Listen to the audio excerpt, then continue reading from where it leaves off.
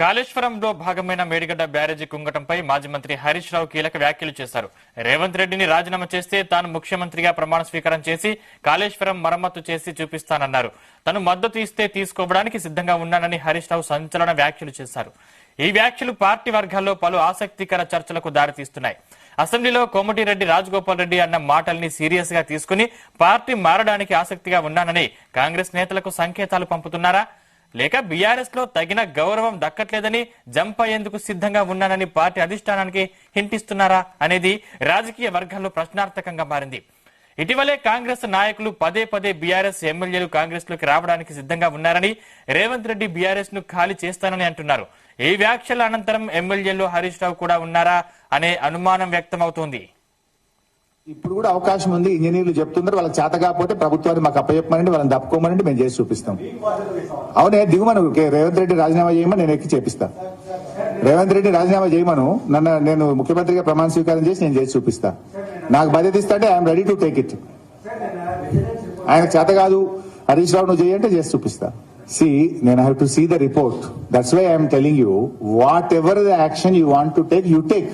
whoever is responsible, you take the action.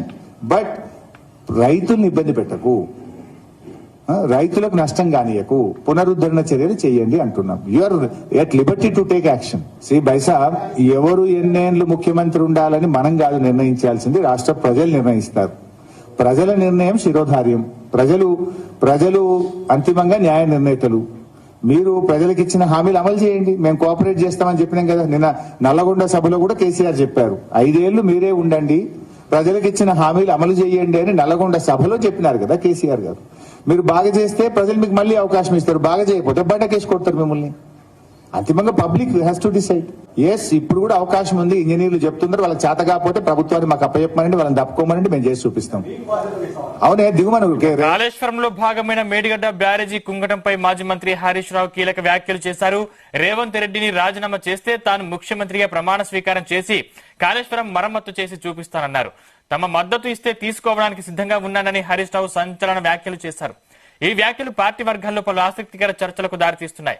అసెంబ్లీలో కోమటిరెడ్డి రాజగోపాల్ రెడ్డి అన్న మాటల్ని సీరియస్ గా తీసుకుని పార్టీ మారడానికి ఆసక్తిగా ఉన్నానని కాంగ్రెస్ నేతలకు సంకేతాలు పంపుతున్నారా, లేక బీఆర్ఎస్ లో తగిన గౌరవం దక్కట్లేదని జంప్ అయ్యేందుకు సిద్ధంగా ఉన్నానని పార్టీ అధిష్టానానికి హింటిస్తున్నారా అనేది రాజకీయ వర్గాల్లో ప్రశ్నార్థకంగా మారింది.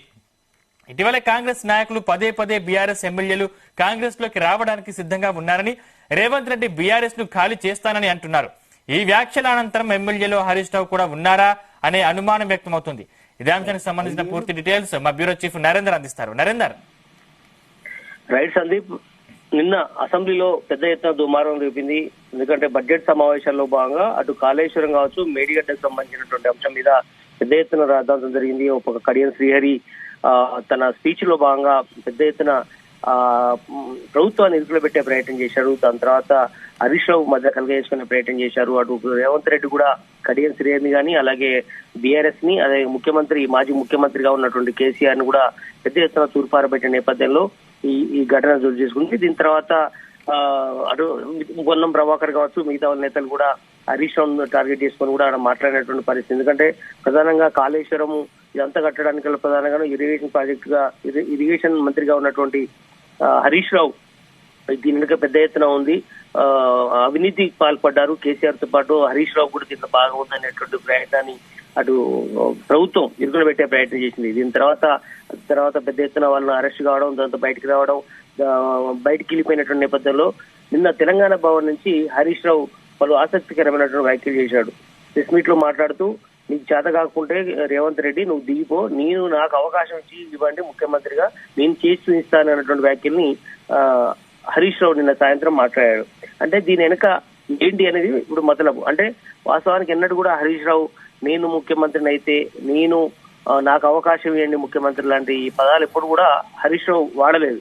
అంటే దీనికి వాడడానికి ప్రధాన కారణం అక్కడ రేవంత్ రెడ్డి ముఖ్యమంత్రిగా ఉన్నాడు కాబట్టి అతనికి పని చేయడానికి ఇంట్రెస్ట్ లేదా, లేదంటే పని చేయడానికి దమ్ము లేదా అనేటువంటి విషయం మీద బీఆర్ఎస్ పార్టీ వాళ్ళు పదే పదే ఆరోపణ చేస్తున్నారు. దీనికి నాకు అవకాశం ఇస్తే నేను చేస్తాననేటువంటి విషయాన్ని ఆయన చెప్పే ప్రయత్నం చేశాడు. ఇక్కడ ఎలాంటి దురుద్దేశం లేదని కూడా ఆ పార్టీకి సంబంధించిన నేతలు ప్రెస్ మీట్ తర్వాత కూడా మాట్లాడారు. కానీ మొదటి నుంచి కూడా బీఆర్ఎస్ లో సెకండ్ లీడర్ ఎవరు అనేటువంటి చర్చ అయితే నడుస్తుంది. ఎందుకంటే కేసీఆర్ తర్వాత కేటీఆర్ సీఎం లేదంటే హరీష్ రావు సీఎం అనే చర్చ ఇప్పటిది కాదు, గడిచిన 10 ఏళ్లుగా కూడా నడుస్తుంటది నెంబర్ 2 ఎవరు అనేది. అయితే హరీష్ రావుకు అన్ని రకాలుగా సీనియర్ ఉన్నప్పటికీ కూడా వారసత్వంగా కేటీఆర్ కి అన్ని అర్హతలు ఉన్నాయి. కానీ గతంలో 9.5 సంవత్సరాలు అధికారంలో ఉన్న నేపథ్యంలో తలసాని శ్రీనివాస్ మొదలు పెడితే శ్రీనివాస్ గౌడ్ కానీ ప్రతి ఒక్కరు కూడా కేటీఆర్ త్వరలోనే సీఎం కాబోతున్నాడు, ఎన్నికల తర్వాత సీఎం కేటీఆర్ అనేటువంటి చర్చ పెద్ద ఎత్తున తీసుకొచ్చారు. కానీ హరీష్ రావు పేరు మాత్రం ఏనాడు కూడా ఎవరు సాహసం కూడా చేయలేదు. కానీ ఇప్పుడు ఆయనే స్వయంగా తనకు తానే నాకు ముఖ్యమంత్రి అవకాశం నేను చేసి చూపెడతాను అన్నటువంటి ఇండికేషన్ ఇవ్వడం ద్వారా పార్టీలో ఒక చలనం అయితే కలిగింది.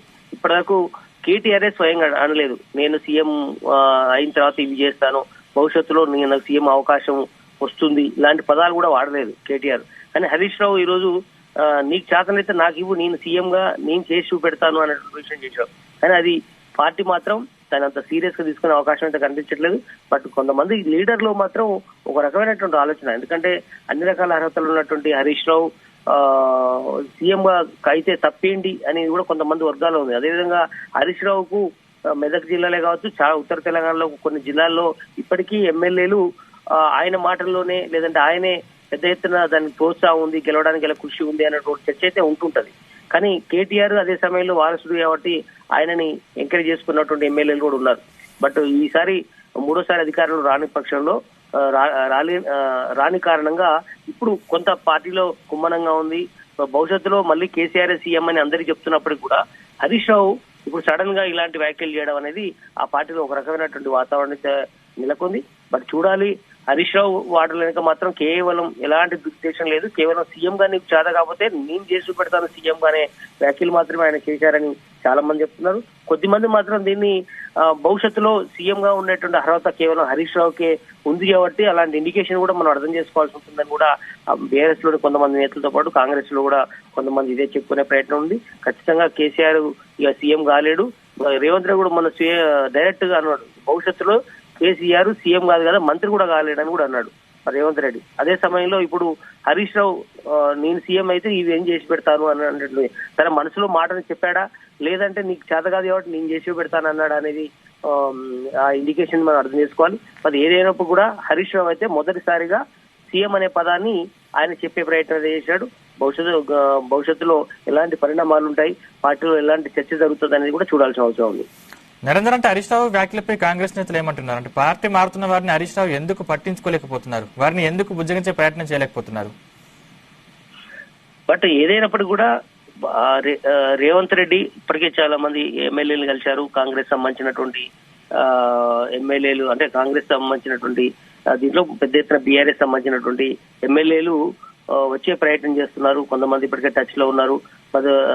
ఆపే ప్రయత్నం కొంతవరకు బీఆర్ఎస్ నేతలు కావచ్చు, కేసీఆర్ కావచ్చు చేసే ప్రయత్నం చేసినప్పుడు కూడా పూర్తి స్థాయిలో దాన్ని అరికట్టలేని పరిస్థితి. ఇప్పటికీ కొంతమంది మాజీ మేయర్ కావచ్చు, మాజీ డిప్యూటీ మేయర్ కావచ్చు, ప్రస్తుతం ఉన్నటువంటి డిప్యూటీ మేయర్ కావచ్చు, ఇట్లా మొన్న ఎంపీ వెంకటేష్ కావచ్చు, పెద్దపల్లి కావచ్చు, ఇట్లా చాలా మంది పార్టీలోకి ఇప్పటికే వచ్చారు. కొంతమంది రాబోతున్నారు. బట్ కొంతమంది కండవ కప్పుకోవడం సిద్ధం ఉన్నారు. కానీ వాళ్ళని కంట్రోల్ చేయడంలో కొంత ఉంది. బట్ ఏంటంటే అధికారం మారినప్పుడు ఆటోమేటిక్ గా కాంగ్రెస్ పార్టీలు కావచ్చు, బీఆర్ఎస్ లో కావచ్చు అధికారంలో దగ్గరికి చాలా మంది నేతలు అయితే వెళ్తుంటారు. బట్ అందులో భాగంగానే చూడాల్సిన అవసరం ఉందని కూడా ఆ పార్టీకి సంబంధించినటువంటి నేతలు చెప్తున్నారు. కానీ కేటీఆర్ కూడా మనం రీసెంట్ కూడా అన్నారు పోయే వాళ్ళని పోనీయండి, ఉన్న వాళ్ళని మనం ఏం చేయలేని పరిస్థితి పోయే వాళ్ళని అనే విషయంలో సంకేతాలు ఇస్తూ మాట్లాడారు. కానీ ప్రస్తుతం అయితే కొంత కంట్రోల్ చేసే డ్యామేజ్ కంట్రోల్ చేసే ప్రయత్నం అయితే చేస్తున్నారు కేటీఆర్ గానీ, హరీష్ గానీ, కేసీఆర్ గానీ. కానీ అది ఎంతవరకు ఆపగలుగుతారు అనేది కూడా చూడాల్సిన అవసరం ఉంది. బట్ భవిష్యత్తులో ఎట్లాంటి పరిణామం ఉంటది, ఎందుకంటే ఆఫ్టర్ లోక్సభ ఎన్నికల ముందు తర్వాత ఖచ్చితంగా పార్టీలో కొంత కుదుపు ఉంటది బీఆర్ఎస్ లో అనే చర్చ అయితే నడుస్తుంది. ఆయన చేత కాదు హరీష్ రావు నువ్వు చేయంటే చేసి చూపిస్తా. నేను have to see the report. That's why I'm telling you whatever the action you want to take you take, whoever is responsible you take the action. But రైతుల్ని ఇబ్బంది పెట్టకు, రైతులకు నష్టం కానియకు, పునరుద్ధరణ చర్యలు చేయండి అంటున్నాం. You are at liberty to take action. బైసాబ్ ఎవరు ఎన్నేళ్లు ముఖ్యమంత్రి ఉండాలని మనం కాదు నిర్ణయించాల్సింది, రాష్ట్ర ప్రజలు నిర్ణయిస్తారు. ప్రజల నిర్ణయం శిరోధార్యం. ప్రజలు అంతిమంగా న్యాయ నిర్ణేతలు. మీరు ప్రజలకు ఇచ్చిన హామీలు అమలు చేయండి, మేము కోఆపరేట్ చేస్తామని చెప్పినాం కదా. నిన్న నల్లగొండ సభలో కూడా కేసీఆర్ చెప్పారు, 5 ఏళ్లు మీరే ఉండండి, ప్రజలకు ఇచ్చిన హామీలు అమలు చేయండి అని నల్లగొండ సభలో చెప్పినారు కదా కేసీఆర్ గారు. మీరు బాగా చేస్తే ప్రజలు మీకు మళ్ళీ అవకాశం ఇస్తారు, బాగా చేయకపోతే బయటకేసి కొడతారు మిమ్మల్ని.